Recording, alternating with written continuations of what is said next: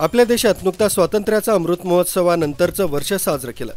मात्र गेल्या कित्येक वर्षांपासून पारतंत्र्यात असणाऱ्या शेती हाच मूळ व्यवसाय असणाऱ्या शेतकरी कष्टकरी नागरिकांचं गाव म्हणून ओळख असलेल्या लातूर जिल्ह्यातील औसा तालुक्यातील छोट्याशा जाऊवाडी गावातील महसूल कारभार दुसऱ्या सज्जावरून चालत होता। अंदाजे 1000 ते 1200 लोकसंख्या असलेल्या जाऊवाडी गावाला महसूल दर्जा मिळावा यासाठी गावकरी प्रयत्नशील होते। बऱ्याच पक्षांचं सरकार आलं गेलं, मात्र सातत्यानं पाठपुरावा करून महसुली दर्जा गावाला मिळालाच पाहिजे यासाठी शेतकऱ्यांची मागणी होती। तसंच अखेर सर्व ग्रामस्थ व ग्रामपंचायत सदस्यांच्या प्रयत्नाला यश आलंय आणि जाऊवाडी गावाला महसुली दर्जा मिळाला।